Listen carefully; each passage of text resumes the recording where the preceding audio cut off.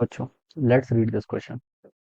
So this question says 27 drops of mercury coils to form a bigger drops. What is the relative increase in the surface energy? Surface energy में क्या relative increment होगा ये बताना है, ठीक है। तो देखिए बच्चों, इस क्वेश्चन का की कॉन्सेप्ट आप क्या लिख सकते हैं। The key concept of this question, आपको रिलेटिव इंक्रीमेंट बताना है कि इसमें सरफेस एनर्जी में, ठीक है। आप सरफेस एनर्जी इस क्वेश्चन का की कॉन्सेप्ट लिख सकते हैं, सरफेस टेंशन लिख सकते हैं। फ्लूइड पर बेस्ड एक क्वेश्चन है, ठीक है।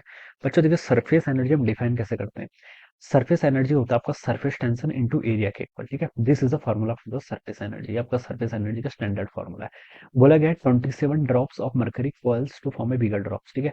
ऐसे ही आपके पास ड्रॉप है, मान लीजिए जिसकी रेडियस आपकी स्मॉल आर के इक्वल है। ऐसी 27 ड्रॉप्स को अपने आपस में मिला के क्या बना दिए, बिगर ड्रॉप्स बना दिया, ठीक है। बिगर ड्रॉप जिसकी रेडियस मान लीजिए बच्चों कैपिटल आर के इक्वल हो गई है। तो रिलेशन कैलकुलेट कर लीजिए। देखिए बच्चों, मास कंजर्व रहेगा, ठीक है। और तो इसका मतलब है कि आपकी डेंसिटी वॉल्यूम भी कंजर्व रहेगी, बिकॉज डेंसिटी इज कांस्टेंट, ठीक है। तो यहाँ से वॉल्यूम को आप कंजर्व कर लीजिए, ठीक है। तो 27 इंटू, ठीक है, एक की वॉल्यूम कितनी होगी 4/3 पाई आर। ड्रॉप आप स्पेरिकल हम इसको एज्यूम करेंगे तो ये लिख सकते हैं, राइट। बिगर ड्रॉप की वॉल्यूम 4/3 पाई आर क्यूब के इक्वल हो जाएगा। 4/3 पाई से ये कैंसिल, तो 27 आर क्यूब यहाँ से आपका कैपिटल आर क्यूब के इक्वल रहेगा, ठीक है। तो आर की वैल्यू कितनी होगी यहाँ से 3 आर के इक्वल होगी, ठीक है। आर की वैल्यू यहाँ से 3 आर हो जाएगी। ये आपका इतना आ गया, ठीक है। अब देखिए, कैपिटल आर आपका 3 आर के इक्वल आ गया, ठीक है। सरफेस एनर्जी इनिशियल देखिए कितनी होगी, सरफेस टेंशन, ठीक है। ये तो मेटेरियल की प्रॉपर्टी, तो उस पर तो कोई चेंज नहीं आएगा। इंटू एरिया, एरिया देखिए पहले आपकी रेडियस स्मॉल आर थी, तो 4 पाई इंटू आर स्क्वायर के इक्वल। This is the surface energy of a single drop, but we have 27 drops, तो आप इसको 27 से मल्टीप्लाई कर लो। This is my equation number 1, ठीक है। ये इनिशियल सरफेस एनर्जी आएगी। फाइनल सरफेस एनर्जी कितनी हो जाएगी, सरफेस टेंशन इंटू फाइनल वाला एरिया 4 पाई इंटू नई वाली रेडियस का स्क्वायर। नई रेडियस कितनी 3 आर, तो आप इसको क्या कर लीजिए 3 आर का स्क्वायर कर लीजिए, ठीक है। This is my question number 2। मुझे क्या बताना है, इंक्रीज इन सरफेस एनर्जी बताना है ना। इंक्रीज इन सरफेस एनर्जी यहाँ पर कैलकुलेट करके बताना है। तो देखिए बच्चों, हम इसको कैसे कैलकुलेट करेंगे। आप इसको लिख लीजिए यू एफ माइनस यू आई, ठीक है, डिवाइडेड बाई कितना हो जाएगा आपका you initial. This is increase in, क्या लिख लेंगे हम, सरफेस एनर्जी, ठीक है। इसको आप क्या लिख लेंगे, increase in surface energy, alright. ये वैल्यू यहाँ से इतनी आएगी। अब बच्चों देखिए, बच्चों उसको सॉल्व कर लीजिए। तो यू एफ कितना है आपका, देखिए देखिए रिलेटिव ऑलवेज ऐसे कैलकुलेट करते हैं, रिलेटिव इंक्रीज बोल रखा है उसने, ठीक है। रिलेटिव ऑलवेज ही ऐसे कैलकुलेट किया जाता है, final minus initial divided by आपकी जो ओरिजिनल वैल्यू होती है, ठीक है।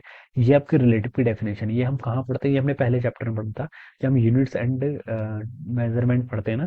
तो एरर मेजरमेंट में हमने रिलेटिव पढ़ा हुआ था। इसको अगर ये आपका एब्सोल्यूट है, अगर आप इसको 100 से मल्टीप्लाई कर, सॉरी ये आपका फ्रैक्शनल है, अगर आप इसको 100 से मल्टीप्लाई कर देंगे तो फिर ये परसेंटेज चेंज बन जाएगा, ठीक है। तो ऐसे इसको हम सॉल्व करते हैं, ठीक है। तो ये बेसिक है, ठीक है।